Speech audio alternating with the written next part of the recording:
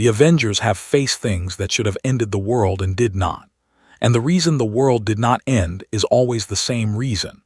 Because the Avengers were there. Because the specific combination of brilliance and power and stubbornness, and the particular kind of refusal to accept an outcome that the situation seems to be insisting on that defines every person on that team came together at the right moment, and produced a result that the situation did not have budgeted for. They have beaten gods and genocidal robots and the most powerful being in the universe holding 6 infinity stones, and every time they won it cost them everything they had. Every time the margin was smaller than anyone was comfortable with. Every time the story of how they did it was a story about people reaching past what they thought they were capable of and finding something more. And then, a bald man in a yellow suit showed up and none of that mattered even slightly. And this is that story. What you are about to hear is the full story of what happens when the most prepared, most resourced, most tactically sophisticated superhero team in the history of the Marvel Universe throws absolutely everything it has at one man and discovers that everything it has is not a relevant unit of measurement for this particular problem. Every part of this escalates further than the last, so stay with it. Hit like right now. Subscribe if you are new. And do not skip ahead because the moment that breaks the Avengers completely is not where you think it is. S.H.I.E.L.D.'s threat classification system is, by any reasonable external assessment, the most comprehensive threat classification system that any organization in the history of human civilization has ever built. And the reason it is comprehensive is not because the people who built it were more intelligent than everyone who built threat classification systems before them, though many of them were. But because the world they were classifying threats for had stopped being a world where the most dangerous things were other humans a long time ago, and they had been forced, through the specific educational process of repeatedly encountering things they were not prepared for, and surviving them barely and then updating their preparation, to expand their classification framework past the point where any previous threat classification system had been willing to go. The original threat classification system was built for human actors with human capabilities and human motivations, and then the war ended and Howard Stark's files began to tell a different story, and the system had to expand to include enhanced individuals. And then the Tesseract happened, and the system had to expand again to include extraterrestrial technology. And then Thor arrived, and the system had to expand to include genuinely divine power. And then the Hulk happened, and the system had to expand to include the specific category of threat that cannot be eliminated and can only be directed. And then Thanos happened, and the system had to expand so far past its previous limits that the people doing the expanding briefly questioned whether the concept of a classification system was the right tool for this job at all. They kept it, because the alternative to having an imperfect system for categorizing unprecedented threats is having no system at all. And no system at all is worse than an imperfect one, because an imperfect system at least gives you a starting point for the conversation about what you are dealing with. A place to begin even if the beginning is wrong and will need to be corrected.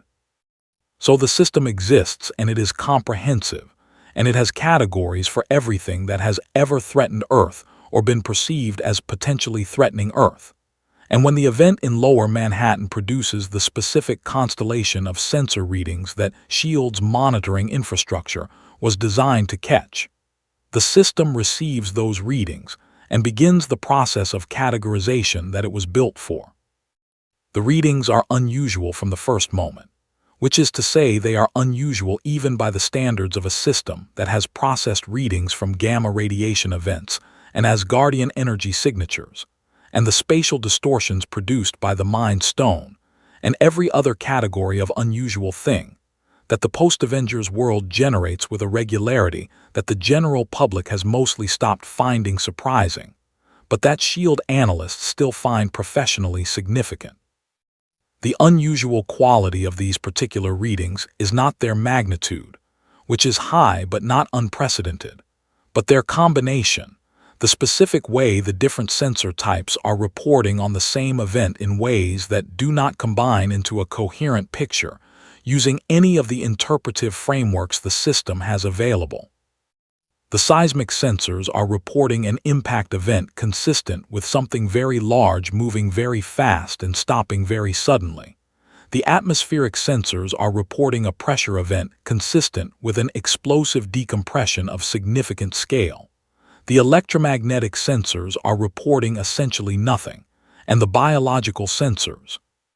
which are calibrated to detect the specific signatures of enhanced individuals and extraterrestrial organisms, and anything else that registers differently from baseline human biology,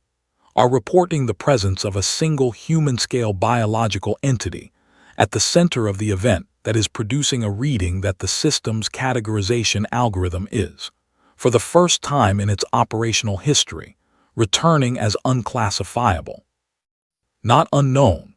not unidentified, which is a category the system has for things it has not encountered before but can compare to known categories and assign a preliminary classification pending further assessment.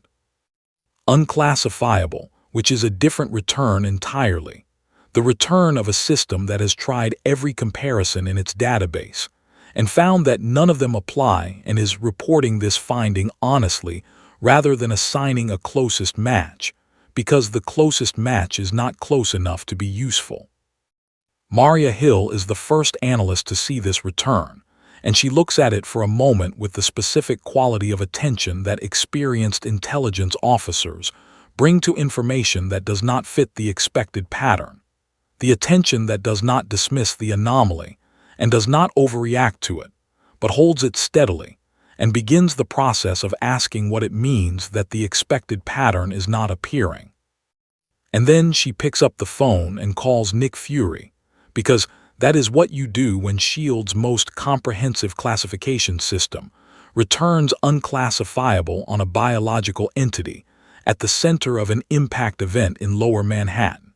You call the person who has seen enough to have a framework for things that fall outside frameworks.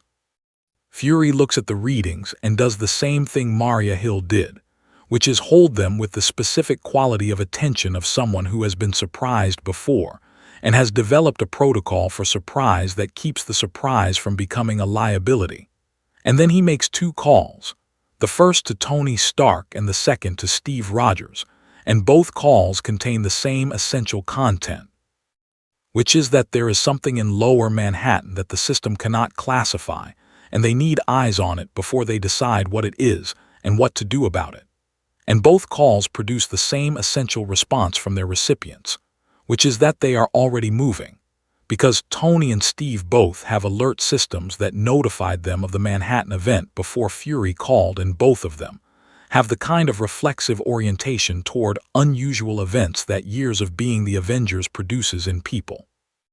The orientation that treats the unusual not as something to be observed from a safe distance, but as something to be engaged with directly and immediately, because direct and immediate engagement is how you find out what you are actually dealing with.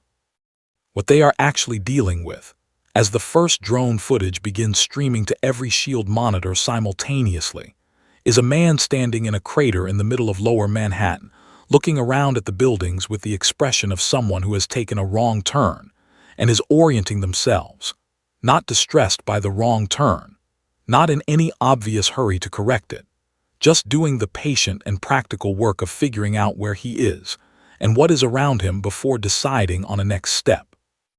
He is wearing a yellow suit with a white cape and red gloves that no surveillance database in S.H.I.E.L.D.'s considerable archives contains any record of, which is itself a piece of information because, in the current state of the world, very few things with the capability to produce an impact crater in Lower Manhattan are also capable of avoiding any entry in S.H.I.E.L.D.'s surveillance archives. And the combination of the two is producing in Fury the specific kind of attention that he reserves for things that are not what they appear to be, which in his experience is most things, but some things more than others. He runs the biological analysis again, because the first unclassifiable return could theoretically be a sensor malfunction,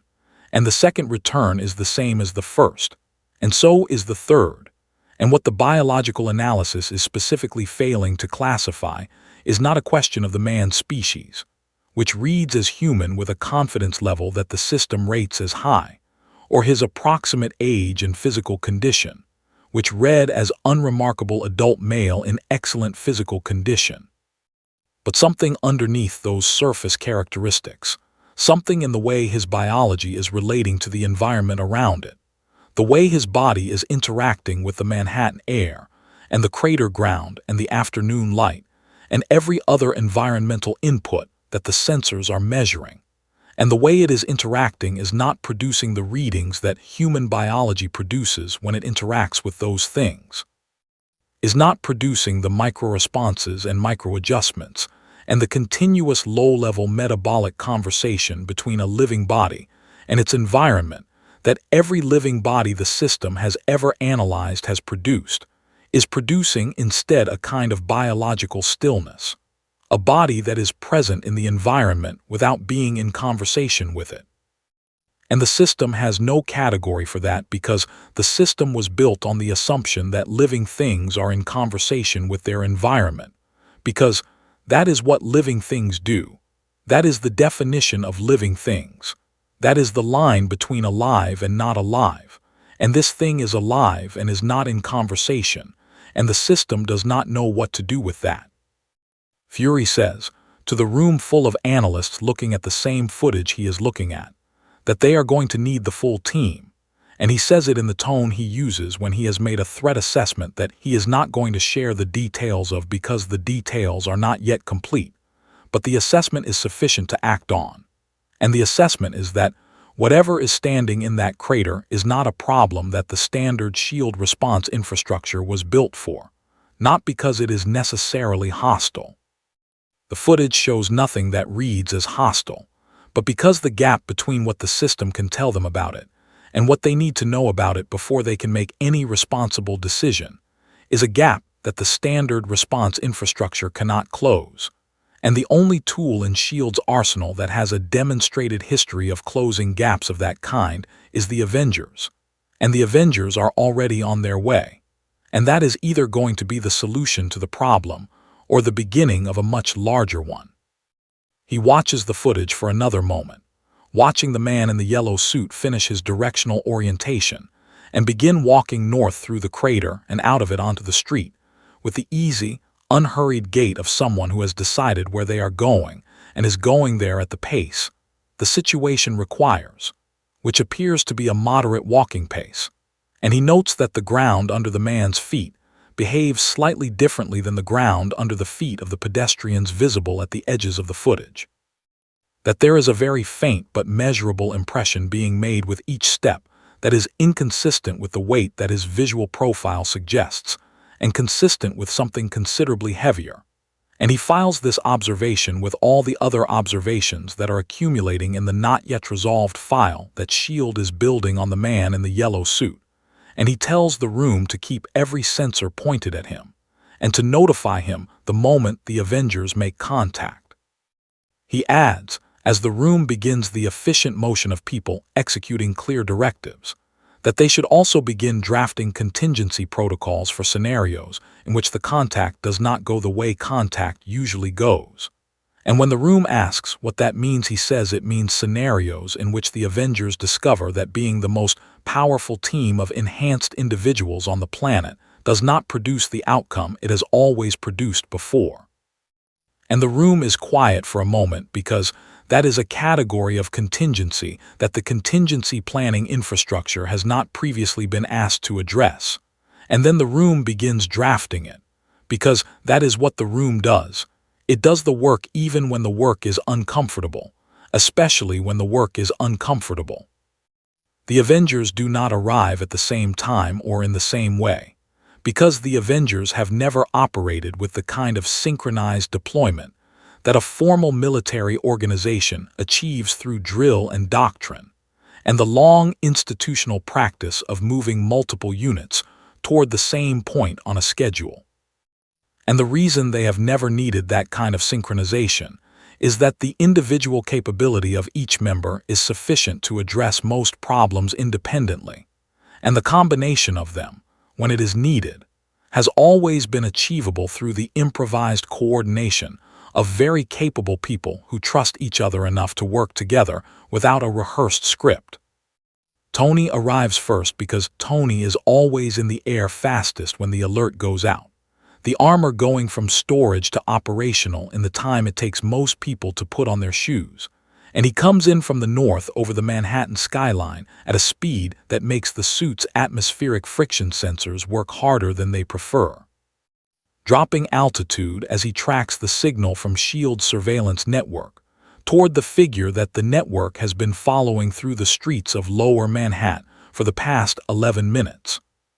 He picks up Saitama visually at about 400 meters, identifies him as the source of the unclassifiable S.H.I.E.L.D. reading through the suit's own sensor suite, which agrees with S.H.I.E.L.D.'s assessment and returns the same unclassifiable result with the same high confidence in the human species classification, and the same failure to categorize anything beneath the surface characteristics. And he begins his approach at a speed and angle that is designed to be visible rather than tactical. A choice that the suit's tactical assessment algorithm would have made differently, but that Tony's judgment overrides. Because Tony's judgment has a long and mostly successful history of making the distinction between situations that require tactical approaches and situations that require human ones. And the footage S.H.I.E.L.D. has been streaming to his HUD for the past 8 minutes has not shown him anything that reads as threatening enough to foreclose the human approach option. He drops to street level at about 50 meters from Saitama and matches pace with him, flying alongside at walking speed, which is a thing the suit does not do often and does not do particularly elegantly. The engineering optimized for speed and combat rather than the hovering amble of keeping up with a pedestrian, and he opens the faceplate and looks at Saitama directly and says, in the tone he uses when he is being friendly, but wants it clearly understood that the friendliness is conditional, and the conditions include an honest conversation about what exactly is going on, that he is Tony Stark, that he represents an organization that monitors unusual events in this city, and that the event that brought Saitama to this location approximately 11 minutes ago was unusual enough that Tony would very much like to understand what caused it and what Saitama's intentions are going forward. Saitama looks at him and then looks at the armor with the mild interest he brings to things that are new and technically impressive without being personally relevant, and he identifies himself and explains that he is a hero from somewhere else and that his arrival was not intentional, and he says this in the specific way he says things, which is with the complete absence of any framing designed to manage how the information lands, no qualification, no context setting, no awareness of the social landscape of the conversation and what navigating it skillfully might require, just the information delivered at face value and left there for the recipient to do whatever they are going to do with it. Tony receives this information and does what Tony does with information, which is immediately begin generating hypotheses and ranking them by probability and identifying the tests that would distinguish between them. And the hypotheses include dimensional displacement, timeline irregularity, experimental teleportation gone wrong, and several others that he assigns decreasing probability to in roughly the order he generates them. And all of the hypotheses share the common feature of being more interesting to him than they are alarming, because Tony's relationship with genuinely novel situations has always been more curiosity than caution, which is a character trait that has served him very well and occasionally very badly. He asks if Saitama can elaborate on somewhere else, specifically whether the somewhere else is a different dimension or a different timeline or a different planet or some other category of elsewhere that Tony's framework for understanding the universe does not currently contain, and Saitama thinks about this for a moment and says that he is not sure exactly.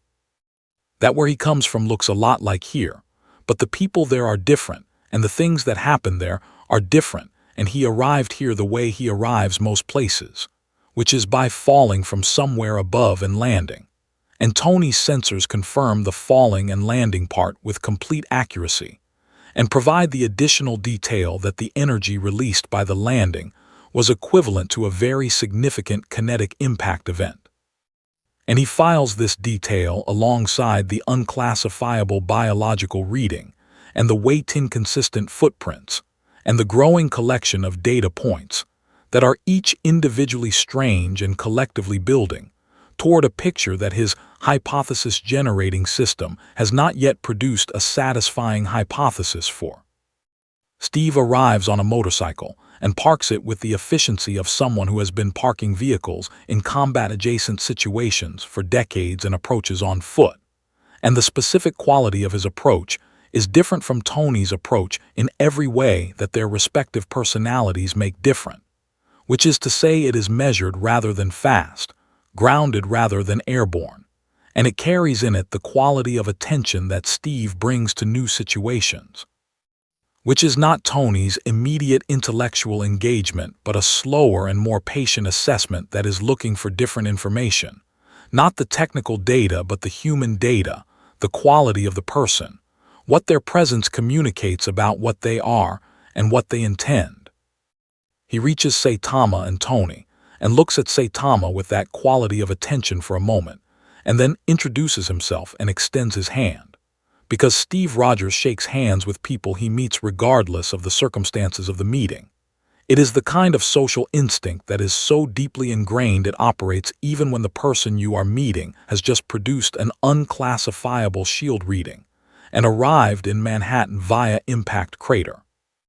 Saitama shakes his hand, and the handshake is, from Steve's perspective, informative in the specific way that physical contact with another person is informative to someone who has spent decades in situations where physical contact was the primary mode of information exchange. And what it informs him of is that the hand he is shaking is a human hand in every external sense, and something else entirely in the sense of what it feels like to shake it, which is the specific sensation of placing your hand inside something that is not negotiating with you about the pressure, that is not providing any of the microfeedback that hands provide each other during a handshake, that is simply present in the handshake, without participating in the reciprocal physical conversation that handshakes are. And Steve has shaken a lot of hands in his life, including the hands of people whose physical capabilities far exceed baseline human, and he has never felt a hand that felt like this. Not Thor's hand, and not Wanda's, and not Bruce's, and not any hand that belongs to any person whose capabilities he has a prior framework for. And he files this observation in the part of his assessment that is building toward a conclusion he has not yet reached, but is beginning to have a strong directional sense of. Natasha arrives and does not announce her arrival, which is not rudeness but professional habit, and she has been listening to the exchange between Tony and Saitama through the comm for the past 3 minutes, and has been building her own assessment in parallel. And her assessment operates on different axes from Tony's and Steve's, the axes of behavioral analysis and psychological profiling, and the specific reading of people that her training produced in her. And what her behavioral analysis is generating is something that her training did not specifically prepare her for, but that her experience has given her tools to recognize, which is the profile of someone who is completely authentic, not performing authenticity, but actually being it, with no gap between presentation and reality, no managed self-image, no awareness of being observed, and no modification of behavior in response to that awareness. And the complete absence of those things in a person encountered in the circumstances of a first contact situation with multiple enhanced individuals is something that her training associates with either extreme confidence or extreme indifference. And Saitama's profile fits neither of those categories cleanly, but fits something adjacent to indifference that she does not have a precise label for.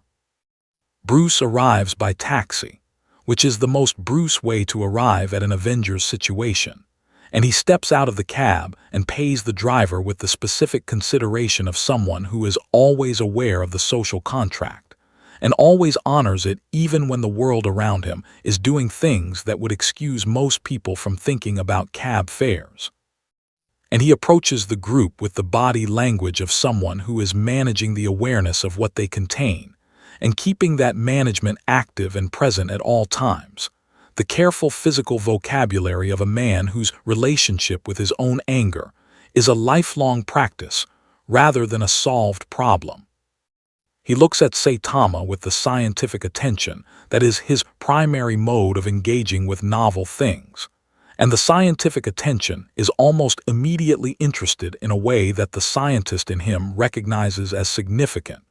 because Bruce's scientific attention is calibrated by years of studying the most anomalous biology on the planet, which is his own. And the reading he is getting from Saitama is producing in his scientific attention the specific kind of interest that genuinely novel data produces in a genuinely good scientist, the interest of something that does not fit the model and therefore requires the model to be examined. Thor arrives last and from above, which is the only way Thor arrives at things when he has Mjolnir and the sky to travel through, and he lands with the theatrical weight that Asgardian arrivals tend to carry, not because Thor performs theatricality, but because his physical presence is theatrical in its nature, the specific gravity of someone who exists at a scale that human spaces were not built to comfortably contain. And he looks at Saitama with the warrior's assessment that is Thor's primary first contact tool, the read of another being's physical presence that centuries of combat have refined in him to a precision that his more scientifically minded colleagues sometimes underestimate, and that has never once been as wrong about a threat as his colleagues' more analytical methods have been. What the warrior's assessment gives him is something that his centuries of combat experience have not produced before, which is the read of a person whose physical presence gives him no information, no sense of the power level, no sense of the threat, no sense of anything beyond the bare physical fact of a person standing in a street, and the absence of information from a source that has always provided information is itself information. And the information it provides is that this is not a situation his warrior's assessment was built for, and he files this with the specific seriousness that Thor applies to things he does not understand, which is greater seriousness than most people give him credit for. The six of them stand in the street in Lower Manhattan, with the surveillance drone overhead and the shield feed running to Fury's screens, and the pedestrians who have not yet evacuated watching from behind the police cordon at the end of the block. And the exchange that follows is the exchange of people trying to understand something through conversation before they decide whether they need to understand it through other means. And Saitama participates in this exchange with the honest, direct, minimally worded participation that is his conversational style, answering questions accurately, and asking his own occasional question with the genuine curiosity of someone who has landed somewhere new and wants to know the relevant facts about it. Tony asks, after about 20 minutes of this, whether Saitama would be willing to participate in a controlled assessment of his physical capabilities, framing it as a mutual information-gathering exercise, which is honest as far as it goes. And Saitama says sure in the way that he says sure to things. And this is the moment that the shield feed records with the specific timestamp that will later be identified in every after-action report as the moment when the situation became what it actually was rather than what the Avengers initially assessed it to be. Because sure in Saitama's voice, in that context, was the beginning of the education that the most powerful team of heroes on Earth was about to receive about the difference between the highest ceiling they had ever encountered and no ceiling at all. And the difference was larger than any of them were ready for, and none of them were ready for it in the same way, and the ways they were each not ready for it are what the rest of this story is about. The controlled assessment happens at a facility in upstate New York that S.H.I.E.L.D. maintains for exactly this kind of situation, which is to say situations that require the evaluation of physical capabilities beyond what any public or commercially available testing infrastructure is designed to handle. a facility built into a mountain with reinforced walls rated to withstand forces that the engineers who rated them described in units that required the invention of new measurement conventions, because the existing conventions stopped being sufficient at some point during the post-Avengers redesign process. The facility has tested Thor. It has tested the Hulk several times, with varying degrees of success at containing the data within the facility rather than the surrounding geography.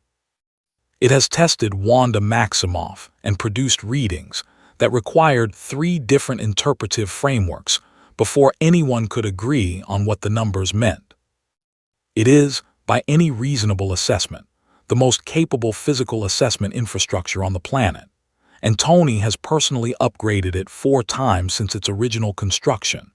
each upgrade driven by the discovery that the previous version's upper measurement limit had been exceeded by something they were trying to measure, and the current version's upper measurement limit is high enough that the engineers who set it described it as effectively infinite for practical purposes, meaning that they could not imagine a scenario in which something would actually reach it. Tony runs the first assessment himself, in the armor, because Tony does not ask other people to do things he is not willing to do first, and also because the armor's sensor suite will provide more granular data than the facility's fixed sensors, and the combination of both data sets will give him a more complete picture than either alone. And also, if he is being completely honest with himself in the way he occasionally is, because there is something in him that wants to be the first one to find out. That has always wanted to be the first one to find out, the specific intellectual hunger of someone who has been building and testing, and pushing the boundaries of what is possible for his entire adult life, and who responds to the suggestion of a new boundary not with caution, but with the need to locate it precisely and understand exactly what it is made of. He starts with the suit's physical force measurement protocol, which involves delivering a quantified impact to the subject and measuring the force required to produce a measurable physical response. And the protocol is designed to begin at low force levels and escalate in calibrated increments until a response threshold is found, and the response threshold is used to anchor the rest of the assessment.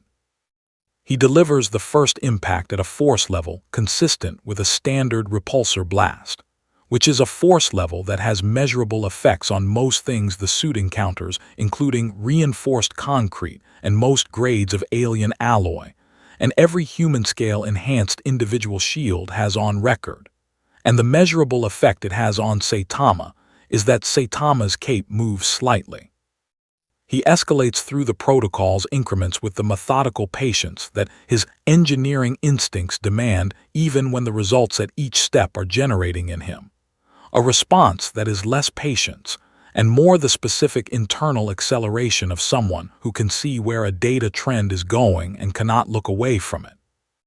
And the trend is going in a direction that his protocol was not designed to reach, because the protocol's upper limit was calibrated against the most extreme force measurement the facility had previously recorded, which was a Hulk impact event at peak rage, and he passes that threshold at the protocol's midpoint, with no measurable response from Saitama that rises above the noise floor of his sensors. He stops the protocol and stands in the assessment chamber with the suit running numbers, and the facility's fixed sensors running numbers, and all of the numbers running in the same direction. And he looks at Saitama, who is standing in the center of the chamber, with the expression of someone who has been waiting patiently for something to happen, and is not sure whether anything has happened yet. And he asks Saitama whether he felt any of that. And Saitama says that there was something that might have been a slight warmth at one point, but he was not certain it was from the assessment rather than the room temperature. And Tony turns off his external audio, because the response that he has to this answer is not a response he wants recorded by SHIELD surveillance, and is not a response that reflects well on his emotional regulation, which is a parameter he manages actively, and that this assessment is not helping. He spends the next 4 hours rebuilding the assessment protocol from the ground up, not because the original protocol was badly designed, But because the original protocol was designed to find an upper boundary, and the data he has collected so far is telling him that the assessment is going to require a different architecture. An architecture designed not to find a boundary, but to characterize the absence of one, which is a fundamentally different engineering problem, and one that his existing toolkit is not well configured for, because every tool he has for measuring force is calibrated against the assumption that the thing being measured has a finite maximum, and designing a measurement tool for something that does not have a finite maximum requires rethinking the measurement philosophy rather than just extending the scale. He works through this problem with the specific focus that comes over him when a problem is genuinely hard, not the performance of focus that he sometimes deploys in situations where the problem is moderate and the audience is watching but the real thing. The full engagement of a mind that has built a career on solving problems that other people characterized as unsolvable, and that has therefore developed a very precise sense of what unsolvable actually looks like, and has very rarely found that the characterization was accurate. What he builds over those 4 hours is not a single tool, but a framework, an approach to the assessment that abandons the goal of measuring Saitama's power directly, and instead attempts to characterize it indirectly, through the pattern of the facility's response to his presence, through the environmental data that accumulates around a being of his nature doing things in a physical space. And what this framework produces when he runs it is a different kind of data set from the one the original protocol generated, a data set that is not organized around force measurements, but around something more like gravitational field mapping, the way you can characterize a massive object not by approaching it and measuring its surface, but by mapping the way it bends everything around it. And the map he generates from this approach is informative in a way that the force measurement protocol was not. Is informative specifically in the sense that it tells him what he is dealing with in terms of its relationship to the physical laws of the universe, rather than in terms of the units that physical laws use to describe forces within themselves. And what it tells him is something that takes him a long time to accept even after the data is clear. He brings the framework's output to Steve, because Steve is the person on the team whose judgment he trusts most in situations where the information is clear, but the implications are uncomfortable. And he shows him the data and explains the framework and gives him the conclusion that the framework generates, which is that Saitama's physical interaction with the universe does not follow the conservation laws that everything else's physical interaction follows.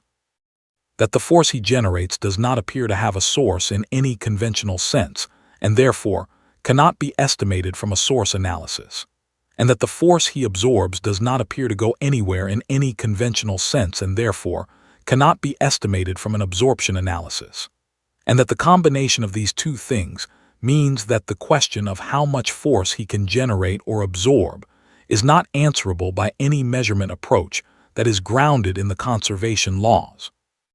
Because the conservation laws are the foundation of every measurement approach Tony has, and if Saitama is operating outside them, then Tony's measurement toolkit is not measuring Saitama, it is measuring the facility's response to Saitama,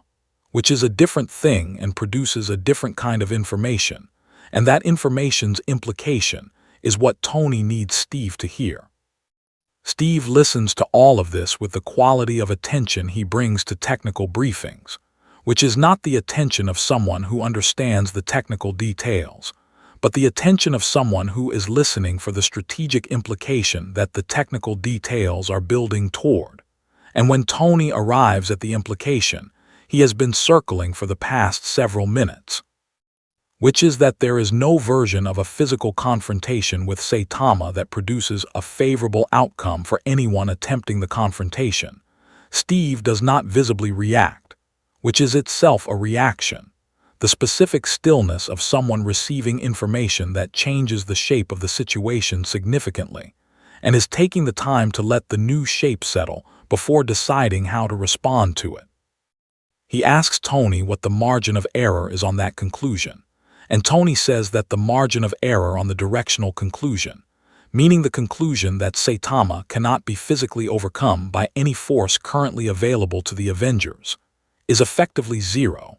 and the margin of error on the magnitude conclusion, meaning the conclusion about exactly how far beyond their capabilities he is large but irrelevant because the directional conclusion is sufficient for the strategic decision. And Steve says that he understands, and that he is going to need some time to think about what that means for how they proceed. And Tony says that while Steve is thinking, he is going to keep working on the measurement framework, because even if the strategic implication is clear, the scientific question is still open. And the scientific question is one of the most interesting things he has ever encountered, and he is not capable of being in the presence of one of the most interesting things he has ever encountered without continuing to try to understand it. What Tony does not tell Steve, because he has not yet fully articulated it to himself, is that the framework he built over those 4 hours produced one additional output beyond the conservation law finding, one piece of data that does not fit neatly into the strategic assessment, but that is sitting in the back of his mind with a weight that the strategic assessment does not account for, which is that the environmental mapping around Saitama shows something that Tony's framework was not looking for and found anyway, which is the signature of a physical system that has been optimized past the point of optimization that any natural process he knows of can produce, optimized not by external engineering, but by something that looks, from the data, like the complete and total removal of every inefficiency that biology normally contains. Every biological system running at its exact theoretical maximum, with no energy wasted and no capacity unused, and no headroom between current performance and ceiling performance because there is no ceiling. And the thing that is sitting in the back of Tony's mind about this finding is not its strategic implication, but its scientific one,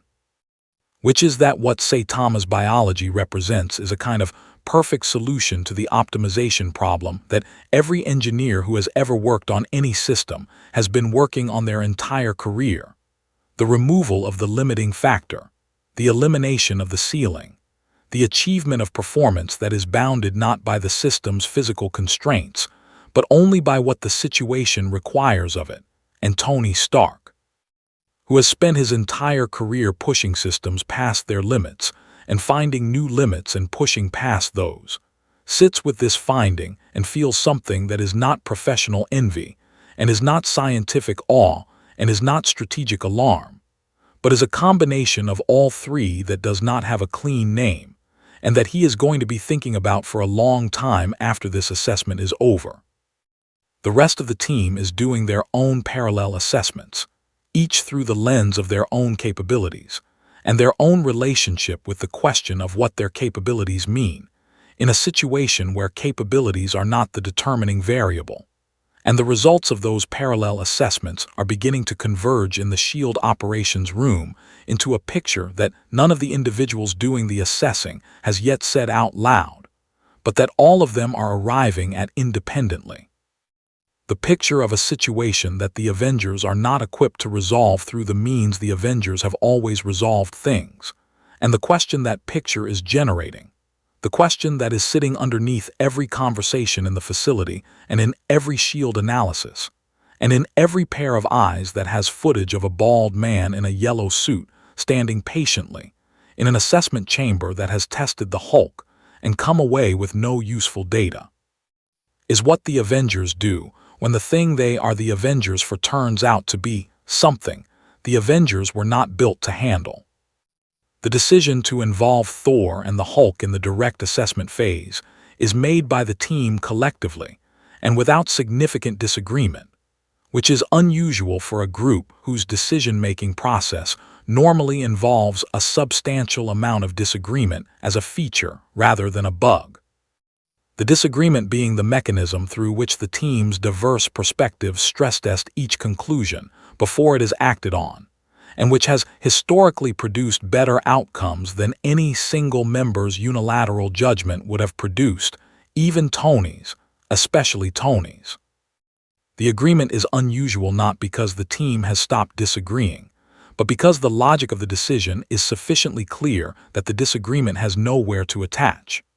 Tony's assessment has established that every tool below the Thor and Hulk threshold has produced no useful data, which means the Thor and Hulk threshold is the next logical step, and everyone in the room understands this, and no one has a compelling argument for a different next step. And so the agreement forms not from consensus building, but from the simple absence of a better option, which is a different kind of agreement and one that feels different from the inside, less like a shared decision, and more like a shared acknowledgement of the limited shape of the available choices. Thor volunteers first, because Thor's relationship with his own physical capabilities is the relationship of someone who has spent centuries in a culture that treats combat ability as one of the primary virtues, and who has therefore developed a very comfortable and very direct connection between the awareness of a situation that might require those capabilities and the desire to deploy them. A directness that the other Avengers have spent years learning to work with rather than against, because it is not recklessness, is in fact grounded in a genuine confidence that his capabilities have consistently earned across the full scope of his experience, but that can sometimes move faster toward engagement than the situation optimally requires.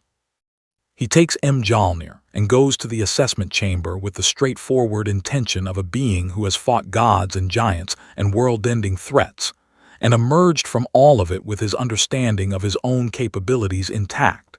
And that understanding tells him that whatever the assessment chamber has failed to measure so far, it has failed because the tools used so far were not sufficient, and he is sufficient. And the data his engagement produces will be different from the data the previous engagements produced. He calls lightning first, because lightning is Thor's most fundamental expression of his nature, the power that is most essentially his in the sense of being the one that comes from deepest inside him rather than from Mjolnir or from training or from the accumulated technique of centuries of combat, the power that was in him before he understood it and will be in him after everything else has changed. And he calls it at a level that the facility's sensors register as the highest electromagnetic event they have ever recorded in an enclosed space, an output that fills the assessment chamber with light and sound, and the specific smell of ozone that very large electrical discharges produce, and that the chamber's engineers had to specifically design around to prevent the structural damage that would otherwise result.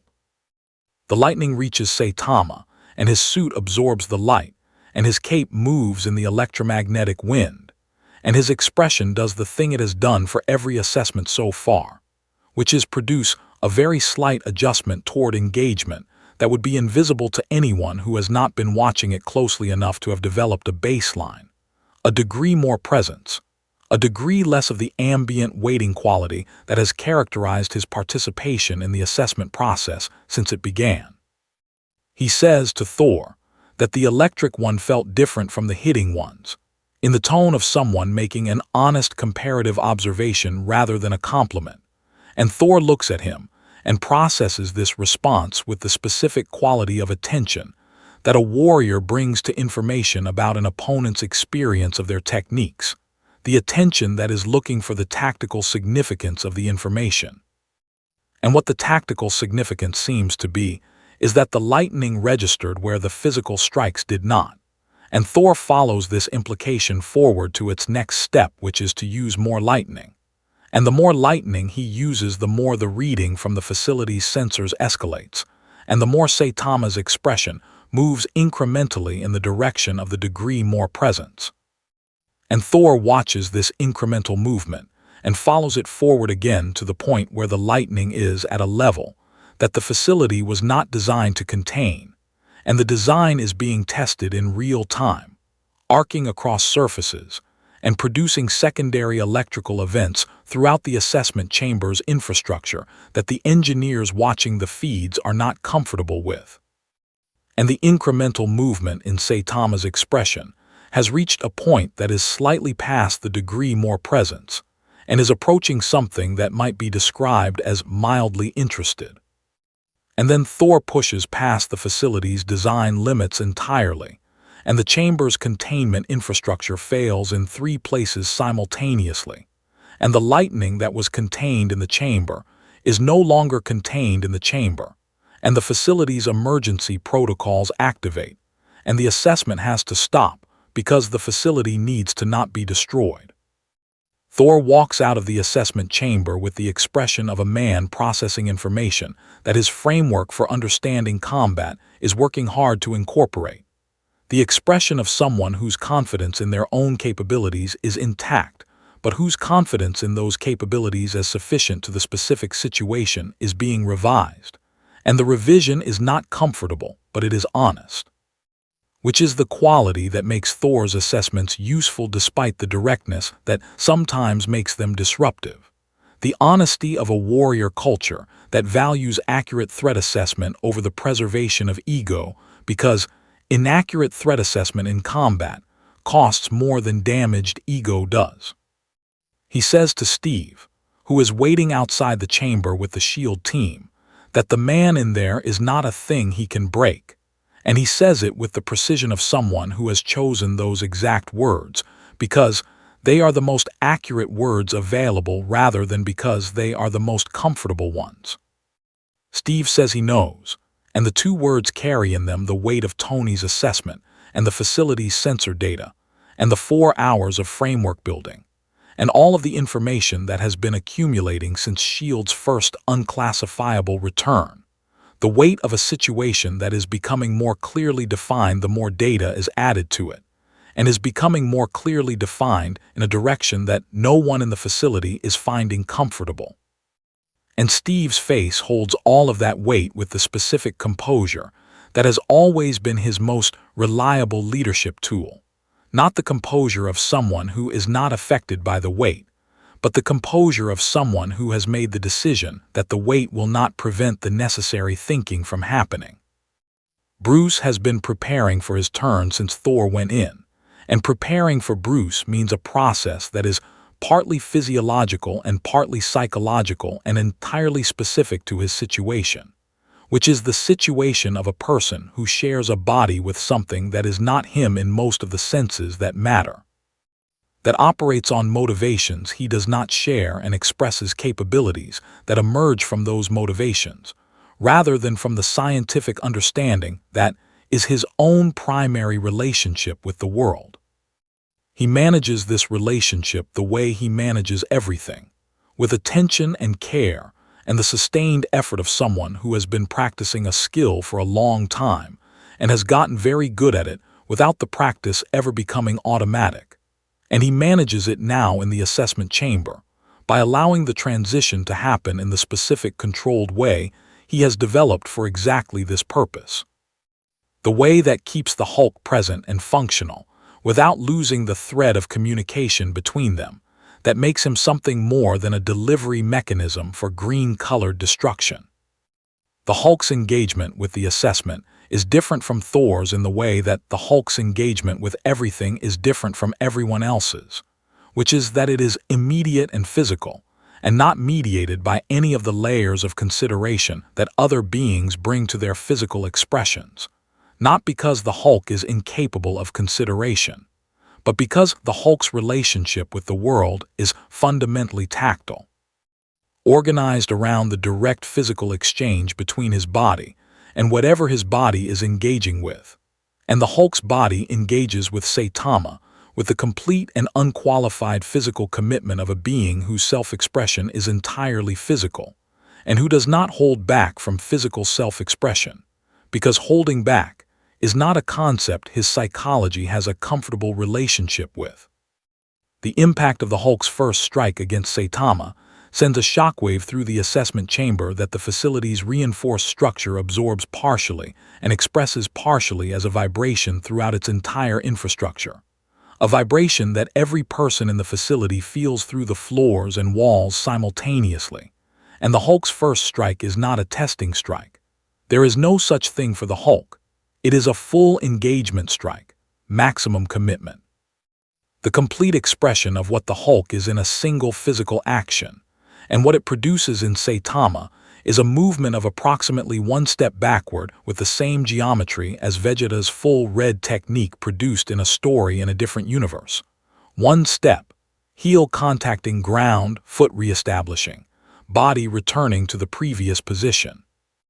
The Hulk stares at this outcome with the specific quality of incomprehension that the Hulk produces when something has not responded to him the way things respond to him,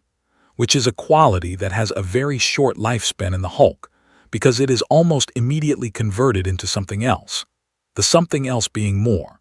The Hulk's universal solution to problems, which is to apply more of whatever he was already applying, and the more he applies is more in the absolute sense of the word. Escalating through iterations of more that the facility's sensors track with the same sensors that tracked Thor's lightning, and that are now running out of calibration range in a different direction, the direction of kinetic force rather than electromagnetic energy, running into the same ceiling that the lightning reached from the other side, the ceiling of what the facility was built to measure. And on the other side of that ceiling, the Hulk and Saitama are engaged in an exchange that the sensors can no longer quantify, but that the facility can feel through the degrading structural integrity of its reinforced walls, through the hairline fractures propagating through concrete, designed to withstand impact forces that the engineering specifications describe as effectively infinite for practical purposes, through the specific sound that very strong things make when they are being asked to do more than they were built to do. What comes out of the facility when the assessment is concluded, because the Hulk does not stop until there is a resolution, and the resolution in this case is the facility rather than Saitama reaching a limit, is Bruce again rather than the Hulk, which means the transition back happened, which means Bruce is intact and the communication thread survived the engagement. And he walks out of what remains of the assessment chamber looking like a man who has just experienced something that his scientific framework and his personal framework and every other framework he has available are all trying to process simultaneously and not making fast enough progress on any of them. He sits down on a piece of rubble in the facility's corridor and is quiet for a long time, and the team gives him the quiet because the team has learned to read Bruce's quiet, and this one is not the dangerous quiet that precedes something they need to manage, but the necessary quiet of someone who genuinely needs a moment. And the moment they give him is several minutes long, and at the end of it he looks up and says, to the group assembled around him, that he has something to tell them about what happened in there that is not in the sensor data. He says that in the middle of the exchange, at the point where the Hulk was fully committed and the facility was beginning to fail, Saitama looked at the Hulk with an expression that Bruce did not see from the facility's cameras, because the cameras had already stopped functioning, but that he saw from inside the shared experience of being the Hulk in that moment, which gives him a perspective on it that the sensors cannot provide. And the expression was not the mildly interested expression of the earlier assessments, and was not the neutral waiting expression of the assessment chamber's opening phases, but something that Bruce has only seen on a very small number of faces in his life, the expression of someone who has been reached, not completely and not in the way that would satisfy what the reaching is ultimately looking for, but genuinely, in the specific sense of something getting through that does not usually get through.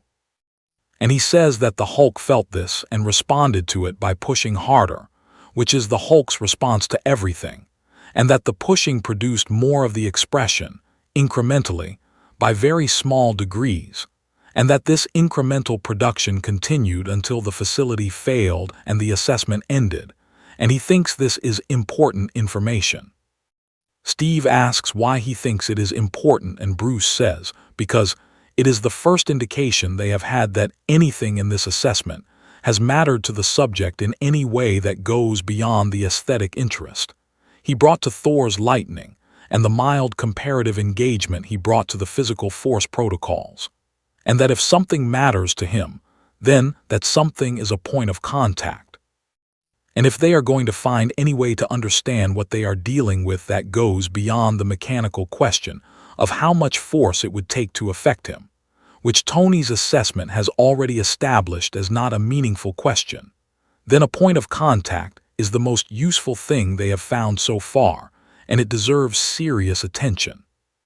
The room is quiet for a moment, and then Tony says that Bruce is right. And he says it with the specific quality of acknowledgement that Tony brings to things he did not think of first and should have. The acknowledgement that costs something but that he makes honestly when the situation requires it. And he says that they need to change the approach entirely, that the assessment has given them what it has to give, and what it has given them is a direction. And the direction is not more force but less force and more attention. Not the question of what will affect him, but the question of what already has, and that the answer to that question is the only leverage point they have, and they should probably figure out what to do with it before they do anything else. Outside the facility, in the room they have given him while the assessments have been running, Saitama is sitting on the floor eating from the third meal that the facility's kitchen has provided at his request. The previous two having been insufficient for reasons that the kitchen staff, who are accustomed to feeding enhanced individuals with elevated caloric requirements, found surprising, and he is thinking in the way he thinks when something has given him something to think about,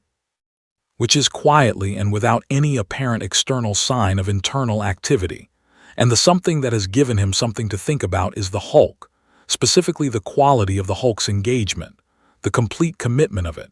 the absence of any gap between what the Hulk has and what the Hulk brought to the exchange, and what Saitama is sitting with is not the faint warmth that the engagement produced in him, though that is there, but the question of what the Hulk is. The genuine curiosity about what kind of thing exists inside Bruce Banner that comes out as that,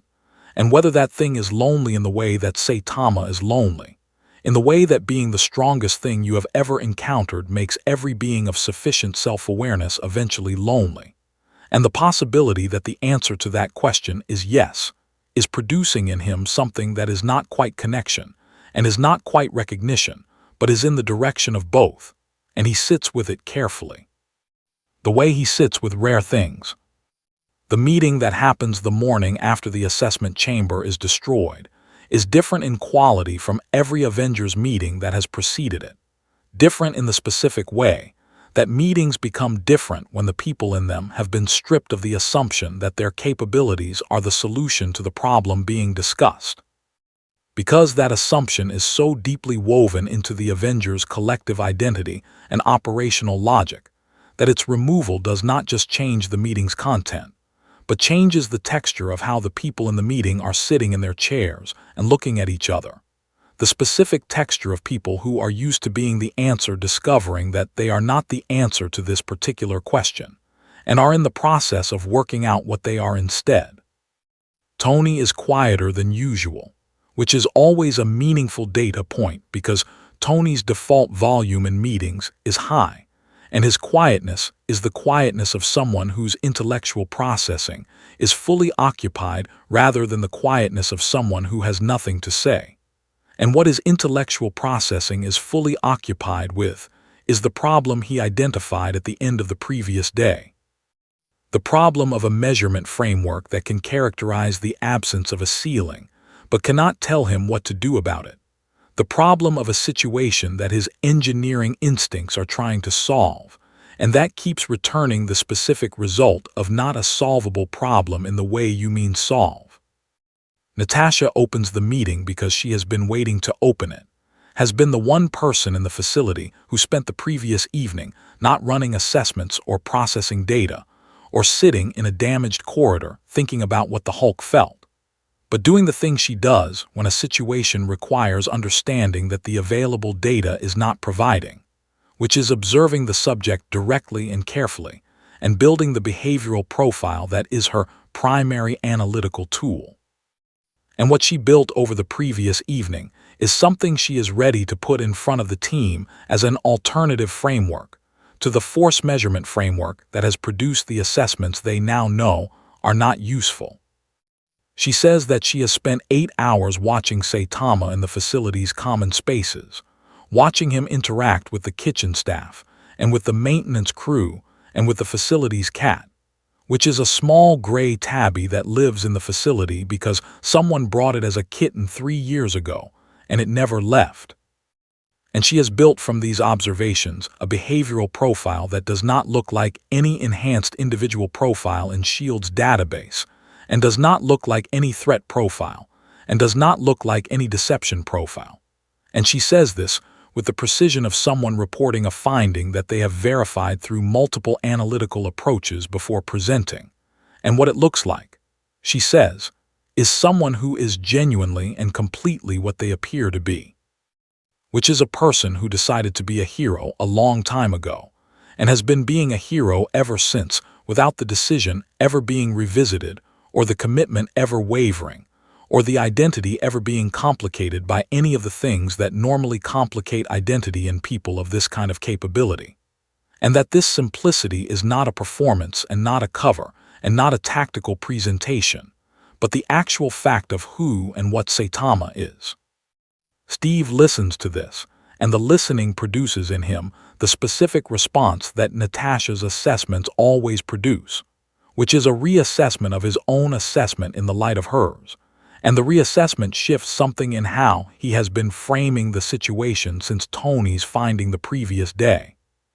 Shifts it from the frame of a threat that cannot be physically addressed to the frame of a person who is not a threat,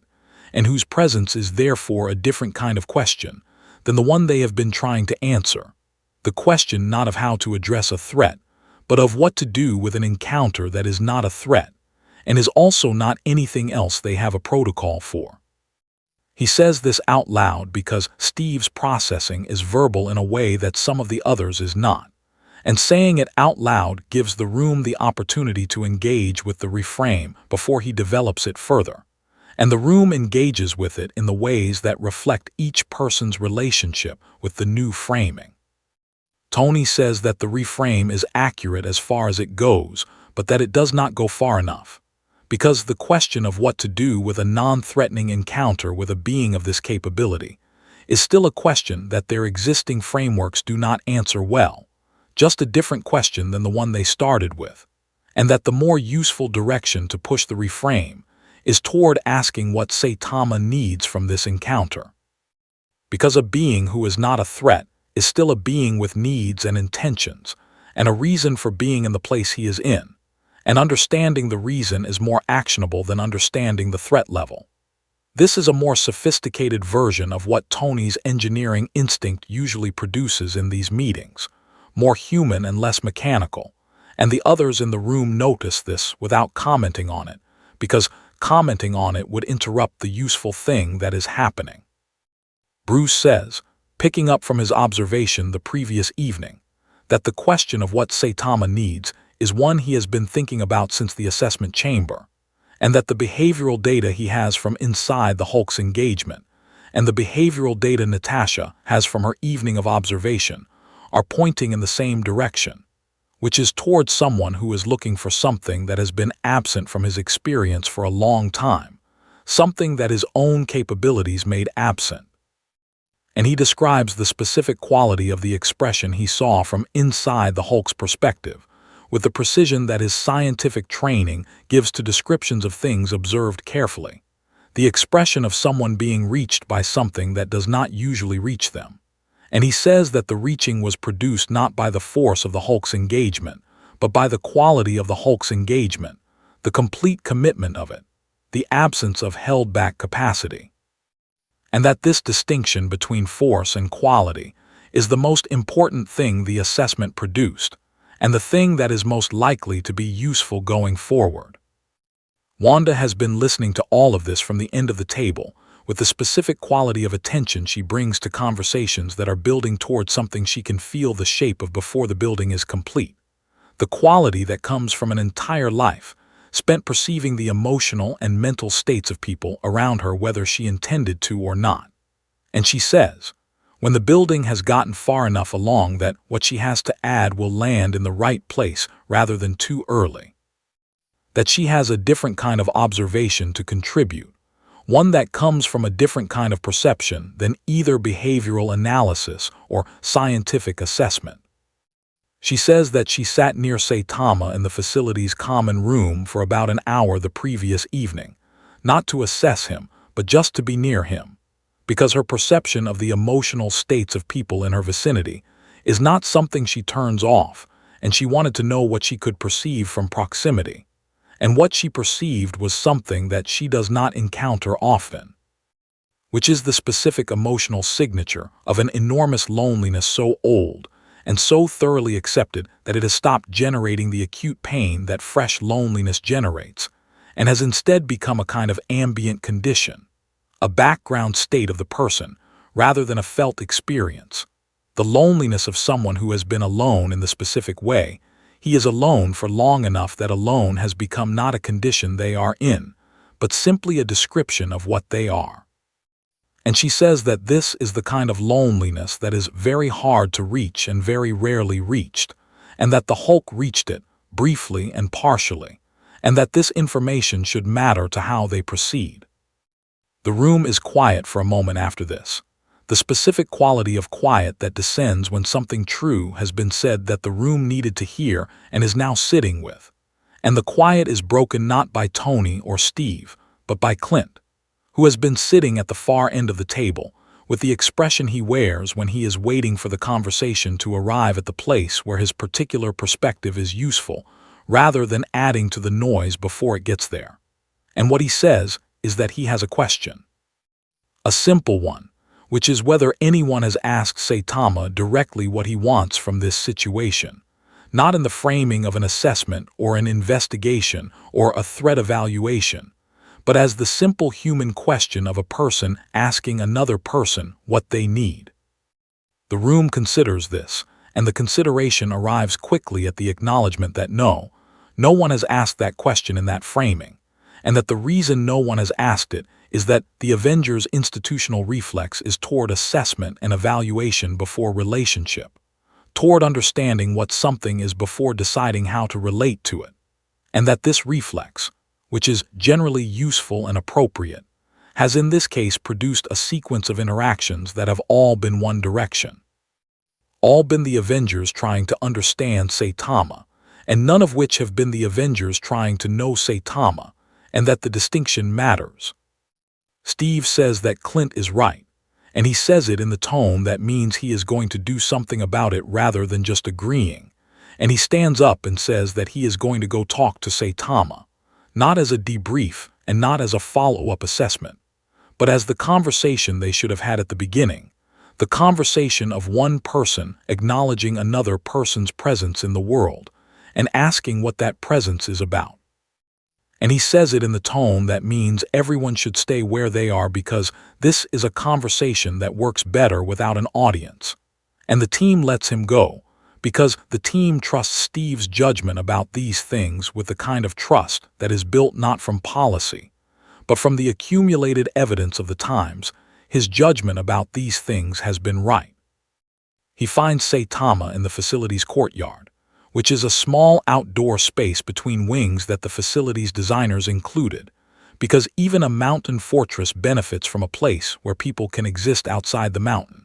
And Saitama is sitting on a bench watching a bird that has landed on the courtyard wall, and is conducting the bird's routine assessment of whether the courtyard contains food.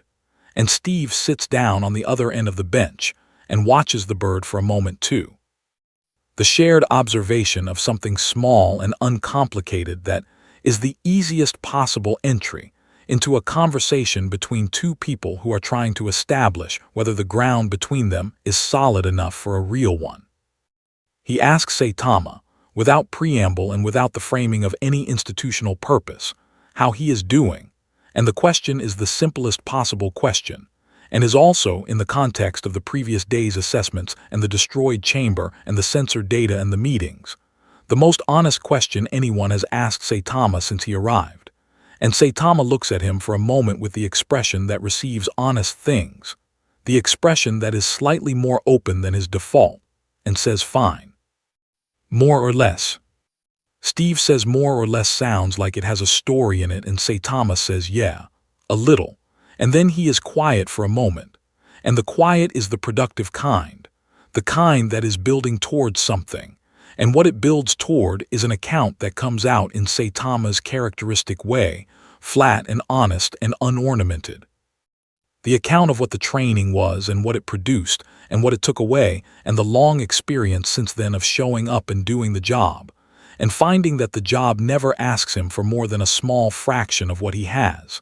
and the specific texture of that experience over years, the way it wears on a person, not dramatically, not with the acute suffering that dramatic things produce, but with the gradual, permanent,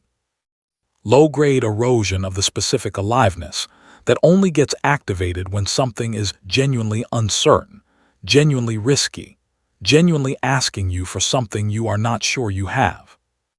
Steve listens to this the way he listens to things that matter, which is completely and without interruption. And when Saitama finishes, he is quiet for a moment, and then he says something that is not tactical and not analytical, and not designed to produce any specific outcome.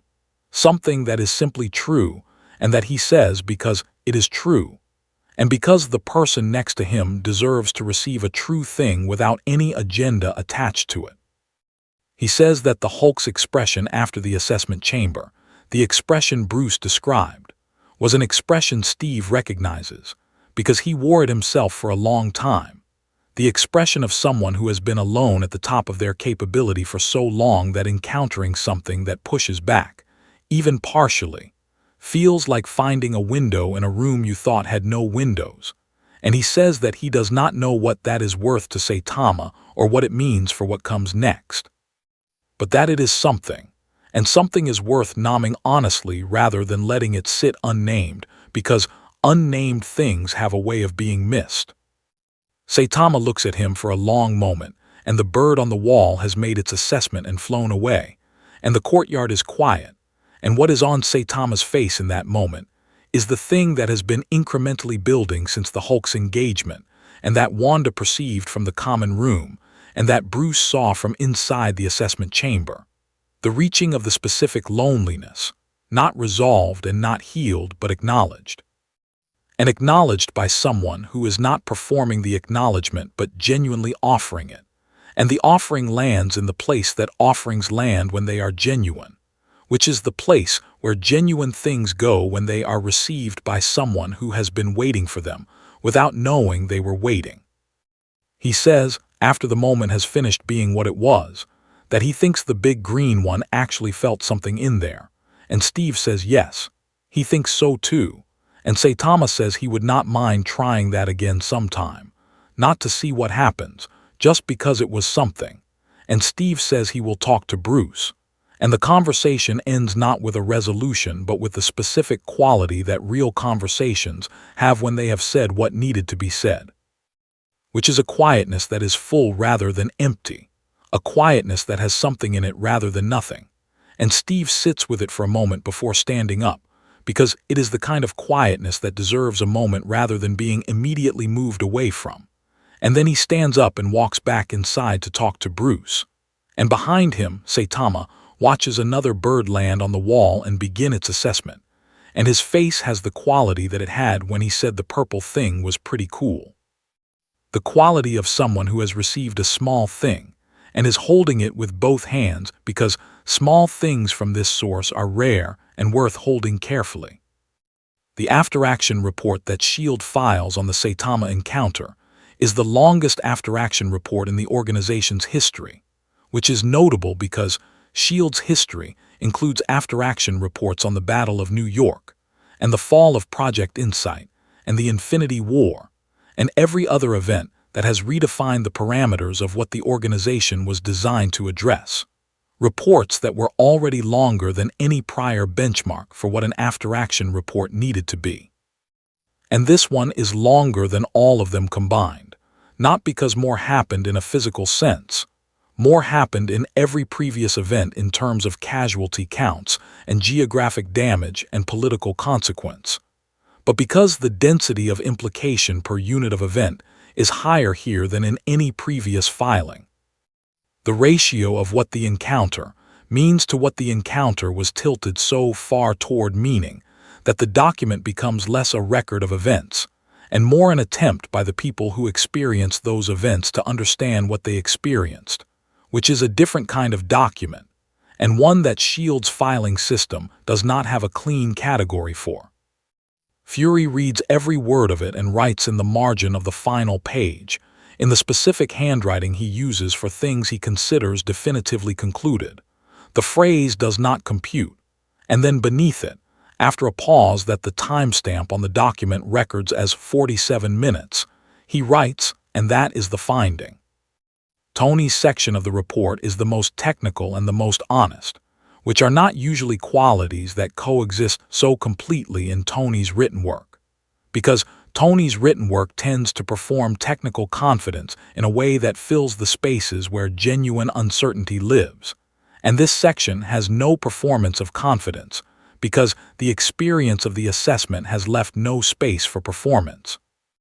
Has cleared out the performance the way a strong wind clears out everything that was not anchored down and revealed the architecture underneath. And what the architecture underneath looks like in Tony Stark's written work, when there is no performance on top of it, is surprisingly clear and surprisingly careful. A document that says exactly what the data shows, and exactly what the data does not show, and exactly where the line between those two things is.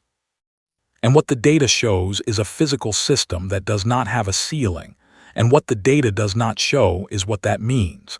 And Tony writes the latter honestly as an open question, rather than closing it with an assumed answer, which is the most scientifically rigorous thing he has written in years, and possibly the most personally revealing. He includes at the end of his technical section a paragraph that the other Avengers read and do not comment on, because commenting on it would require acknowledging that they saw it. And what it says is that the most significant finding of the assessment is not about force measurement or biological classification or conservation law violation, but about the specific emotional experience of spending 2 days in the presence of something that cannot be impressed and discovering that the desire to impress it does not go away. That the desire to be sufficient to something that cannot be made to register sufficiency is one of the most clarifying experiences of inadequacy available. And that inadequacy, experienced clearly and honestly rather than defensively, is a more useful engineering input than almost any other, because it is accurate in a way that the satisfaction of sufficiency never quite is, because the satisfaction of sufficiency tends to end the inquiry and inadequacy tends to continue it, and continued inquiry is the only direction that produces anything new. He does not label this paragraph as personal. He does not need to. Steve's section is shorter and more direct, organized around the operational conclusions that the encounter produces for how the Avengers should think about their role and their capabilities going forward. And the central operational conclusion is one that he delivers without hedging or qualification, which is that the Avengers' identity has always been organized around the premise that the team exists to handle what cannot be handled otherwise. And that this premise has served them well and will continue to serve them well in the vast majority of situations they will encounter, but that the encounter with Saitama has established that the premise has an edge case, a situation in which what cannot be handled otherwise is also not handleable by the team, and that the existence of this edge case does not invalidate the premise, but does require the team to update its self-understanding, to make space in its identity for the acknowledgement that being the most capable response available is not the same as being a sufficient response to everything that might arrive, and that the gap between most capable, available, and sufficient for everything is not a gap the team should be embarrassed by, but a gap the team should be honest about. Because honesty about capability gaps is the foundation of any strategy that works in practice rather than just in planning. Natasha's section is the most read and the most discussed in the weeks after the report is filed, because Natasha's section does the thing that the other sections approach but do not quite reach, which is articulate what the encounter means not for the team's operational capabilities or tactical frameworks, but for the team's understanding of what power is, and what it is for, the philosophical question that the encounter raises, and that none of the other sections address directly. She writes that the experience of encountering something that cannot be affected by any of your capabilities, and is also not hostile, forces a confrontation with the question of why you have those capabilities in the first place, and that the confrontation is uncomfortable in a specific way that is different from the discomfort of encountering something more powerful that is also hostile. Because the hostile, more powerful thing gives you a clear relationship to your capabilities, even if the relationship is that they are insufficient, while the non-hostile, uncounterable thing removes the frame that gives your capabilities meaning and leaves you with the capabilities and no frame for them. And that this experience of framelessness is productive if you let it be, if you use it to examine the frame you had rather than rushing to rebuild it. Because the frame you had was built on an assumption that the encounter has shown is not universal, and a frame built on a non-universal assumption is a frame that has been misrepresenting the territory it was supposed to describe. And accurate frames are better than inaccurate ones, even when the inaccurate ones are more comfortable. Bruce writes the shortest section and the one that takes the longest to write, because the thing he is trying to write about is the thing he has the most complicated relationship with, which is what the Hulk felt and what it means, and what it says about the Hulk's experience of his own existence. And writing about the Hulk's inner experience is something he does rarely and carefully, because the territory is sensitive in ways that have implications for both of them, and careless navigation of it tends to produce consequences for his ability to manage their shared situation.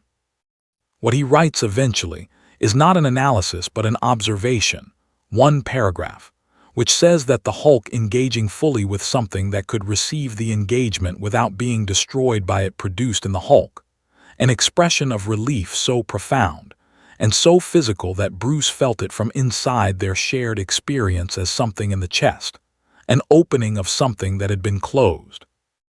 And that this observation is the most important thing he can contribute to the record, because it is honest, and because honesty about the Hulk's inner experience is rare enough that it should be preserved when it occurs, and because the thing that produced it is worth knowing about in case anyone ever needs to know that this is what produces it, which is not greater force but genuine full reception of the Hulk's force without collapse, without the ending of the exchange, by the ending of the thing being exchanged with. And that this is not a capability the team can reproduce, but is a quality of encounter they can aspire to even if the aspiration is never going to be fully realized. The aspiration toward being present enough and committed enough that what they bring to an encounter is all of what they have rather than a fraction managed for safety. And that this aspiration is worth holding onto after Saitama is gone, because what it asks of you has nothing to do with Saitama specifically, and everything to do with who you are in every exchange you are part of. Saitama leaves the facility on a Thursday morning, which is the same unremarkable way he left the Shire in a different story, and the same unremarkable way he leaves everything, because his departures have never matched the scale of his arrivals in any universe he has visited, the arrivals being large and physical and leaving craters while the departures are quiet and unannounced and leave nothing except the absence of his presence, which is itself something but not a visible something, not a marked something. Just the specific difference in a space between when he was there and when he is not. He tells Fury the night before that he has a sense of the way back and is going to follow it, and Fury says that S.H.I.E.L.D. would like to be in contact if he is ever in their universe again, and says it with the specific quality of directness that means he is not performing the offer but genuinely making it. And Saitama says sure, in the way he says sure to things, and the conversation ends. In the morning, he walks out of the facility through the front entrance and into the upstate New York landscape, which is green and ordinary, and full of the specific quality of early morning that ordinary places have, the quality of the world being present without making any demands about how you relate to that presence. And he walks north for a while in the direction that the dimensional pull he can feel is indicating. And at some point, he is no longer in the facility's visual range, and at some point after that he is no longer in any sensor range, and at some point after that the dimensional boundary that he has been walking toward resolves into something he can cross, and he crosses it. And the Marvel Universe continues being the Marvel Universe without him in it. and the continuing is different from what the continuing would have been if he had never been there. Different in ways that are not visible in any external survey of the universe's condition, but that are present in the people who encountered him, and in the documents they wrote about the encountering, and in the specific updates those documents produced to the frameworks those people used to understand the world and their place in it. What the Marvel Universe learns from losing is not a simple lesson, and not a comfortable one, and not a lesson that can be extracted from the experience in the form of a tactical update, or a capability upgrade, or any of the concrete operational improvements that previous encounters with superior force have historically produced, because those improvements all assume that the superior force was superior in a direction that can be matched through sufficient effort and investment. And the direction Saitama was superior in is not a direction the Marvel Universe can travel, is not a direction that training produces or technology approximates or the acquisition of additional Infinity Stones addresses in any meaningful way.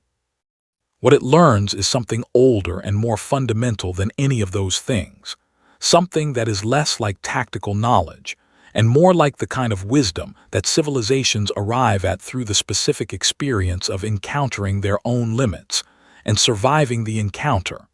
which is the wisdom of knowing where the edge of the map is without the knowing making the map less useful.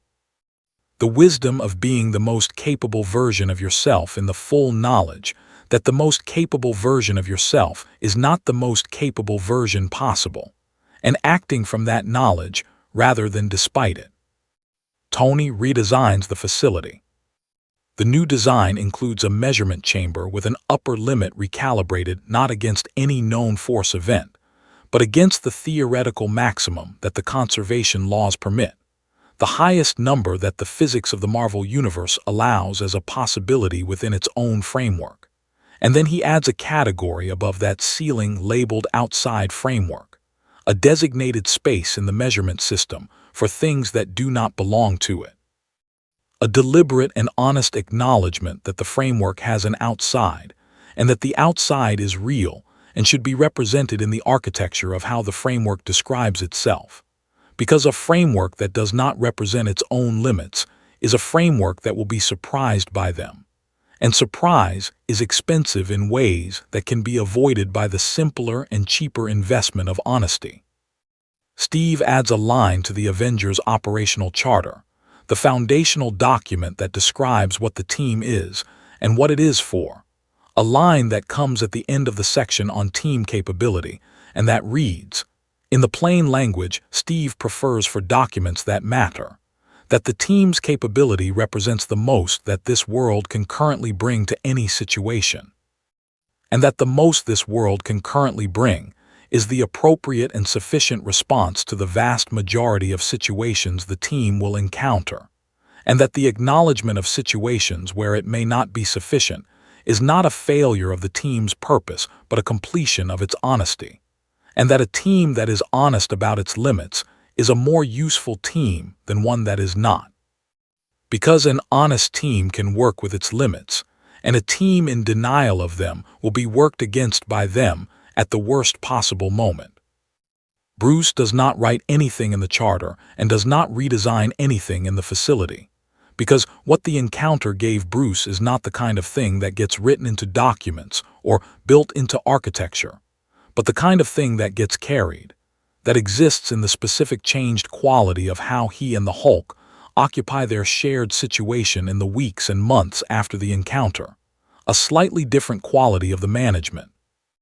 a slightly less defensive texture to the continuous practice of their coexistence, as though the encounter proved something about the Hulk's experience that Bruce had been afraid to fully believe before, and can now believe with a little less fear,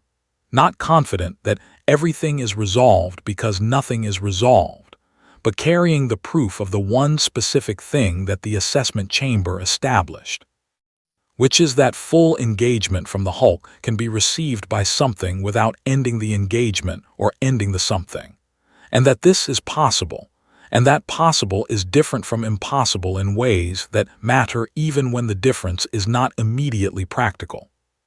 Natasha files the report and puts it away and does not read it again, because her relationship with the things she writes is not sentimental. She writes them to clarify, and once they are clear she does not need to return to them. And what she carries from the encounter is not in the report anyway,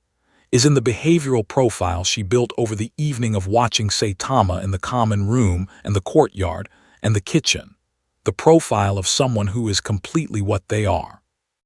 And what she carries from the profile is not analysis but aspiration, the specific and rarely permitted aspiration toward the quality she observed in him, which is the quality of having no gap between presentation and reality,